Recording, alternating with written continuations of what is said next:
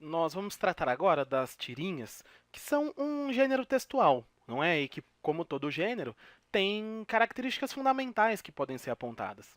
A primeira delas é o fato de se tratar de textos que são, em alguns momentos, em alguns casos, não verbais, e em outros casos, sincréticos. O que isso quer dizer? Quer dizer que a tira não depende da palavra. É possível que se faça uma tira apenas com imagem. E quando a palavra aparece, nós temos um texto que mistura os dois recursos, mas sempre a imagem é importante. Isso pode até parecer uma obviedade, mas há quem não leia tiras tão bem quanto deveria por não considerar que é um gênero baseado no não verbal. Essa é a primeira característica. A segunda é se tratar de textos cuja estrutura se baseia na quebra de expectativa. Quer dizer, a tira explora um efeito surpresa. Isso é próprio do gênero. Esse efeito surpresa é associado à terceira característica, que é a busca por um efeito cômico que pode ser ou não um efeito crítico. E mesmo esse efeito crítico não necessariamente é cômico. Quer dizer, quebrar a expectativa, criar um efeito surpresa na tira, e nós veremos isso em exemplos já, pode gerar o efeito de humor, que em alguns contextos tem a ver com a crítica social, mas nem sempre. E essa quebra de expectativa também pode destacar uma crítica social que não necessariamente é engraçada, que não necessariamente é cômica. Bom, essas coisas todas ficam mais claras com exemplos, e nós vamos aqui para a primeira tira que vai nos servir assim. Foi composta por um cartunista argentino chamado Quino, e aqui você vê o início dela. Ali vai um motociclista, como você vê, e o guarda faz um gesto para que ele pare. Observe que aqui as palavras não são necessárias para a construção de sentido, não é? Aqui é apenas uma indicação de que a tira foi explorada num exame do Instituto Federal de São Paulo, mas o texto é não verbal. O texto se baseia na imagem. Né? É pela vestimenta, por esse chapéu, que a gente identifica aqui o guarda fazendo o sinal para que o motociclista estacione. Na sequência, como você pode ver, o motociclista estaciona e aqui há um balão de fala do guarda, mas ainda apelando apenas a recursos não verbais, né? Aqui é um desenho de uma habilitação, de uma carteira de habilitação, que o guarda solicita. E a solicitação é expressa por esse gestual. A mão aberta é o pedido para que o motociclista apresente a habilitação, que o guarda examina no quadro seguinte. Quando o guarda examina a habilitação, ele chega à seguinte descoberta: a descoberta de que na carteira há a indicação de que esse motociclista deve usar óculos. Veja que o dedo do guarda aponta para uma indicação da carteira de habilitação. E aqui, no balão de fala, não aparecem palavras, mas aparece a imagem dos óculos que ele exige que o motociclista utilize. A explicação do motociclista está aqui nesse indicador apontado. Note que esse dedo indicador, quando visto aqui nesse vidro da motocicleta, é ampliado, é aumentado. Nós conseguimos até enxergar a unha aqui desse dedo, não é?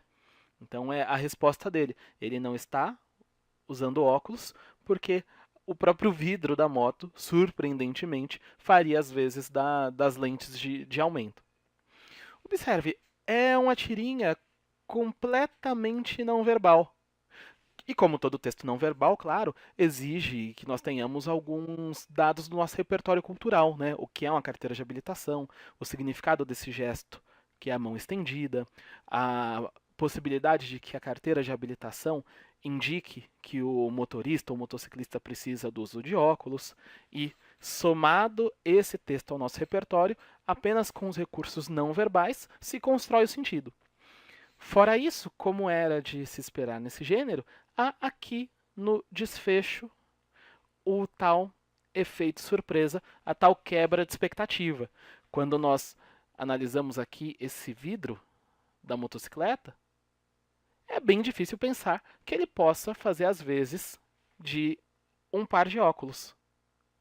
Desse efeito surpresa, aqui se constrói um efeito de humor. Bom, vamos analisar aqui uma segunda tira. Essa foi explorada em um exame da Unicamp, e você vê aqui no primeiro quadro se apresentando o afinador de piano. E a pessoa aqui, certamente o esperava, diz: Ah, entra! Note, o instrumento na mão dele é um recurso não verbal importantíssimo para fazer referência à sua profissão de afinador. Ele tem aqui um diapasão, e o diapasão serve para adequar as notas musicais emitidas pelo piano, para, nesse sentido, afinar o piano. No quadro seguinte, de uma maneira inesperada, esse personagem que solicitou os serviços do afinador de piano diz: Esse é o piano. Quero que ele fique dessa finura assim, para não atravancar a sala. E observe, quando ele diz dessa finura assim, o recurso verbal coincide com o recurso não verbal, que é aqui indicado pelo gestual da personagem, indicando que ele toma afinador no sentido literal do termo, como se ele pudesse deixar o piano fisicamente mais fino, e não adequar a sonoridade do piano. Nós percebemos o descontentamento do afinador, tanto aqui pela sua expressão facial, não é? Você consegue ver aqui a expressão dele de insatisfação, quando o afinador é tomado nesse sentido, e também aqui nessa imagem do piano que foi quebrado sobre a cabeça do outro personagem, que conclui: Que cara grosso. Fazendo aqui um trocadilho, né, entre afinador, alguém que deixaria o piano fino, e a falta de delicadeza dele aqui encarada como uma grosseria, não é? Veja que o piano quebrado, a expressão facial, o gestual, o diapasão, são elementos não verbais fundamentais para o entendimento desse texto como um todo. Aqui, diferentemente da tira do Quino, que é exclusivamente não verbal, nós temos um texto sincrético. As palavras são necessárias, mas não são apenas elas responsáveis pela construção do sentido e responsáveis pela quebra de expectativa, não é? Que acontece quando afinador é entendido com esse outro significado. Bom, o exemplo final é para reforçar que as tiras nem sempre visam a produção de um efeito cômico, nem sempre se propõem textos engraçados. Aqui essa é aproveitada de um exame para uma Universidade Técnica Federal do Paraná, tem aqui uma pessoa adulta falando com uma criança, e a gente vê pela imagem, né, a diferença aqui de estatura entre esses personagens. Hoje às 2 horas você vai ao francês. Às 4 você vai ao futebol. Às 6 na música. E às 8 você vai ao reforço de aula. Alguma dúvida? Que horas eu vou ser criança? É possível observar que aqui há uma quebra de expectativa, não é? Quer dizer, você tem uma criança que pergunta quando é que ela vai ser criança. Ela não é criança já? Não. Pelo menos considerando a quantidade de tarefas que ela precisa cumprir, não parece que esse indivíduo está de fato vivendo a sua infância, o que seria esperado que uma criança efetivamente fizesse. Não é possível dizer que essa história é necessariamente engraçada, mas da quebra de expectativa se busca esse efeito crítico.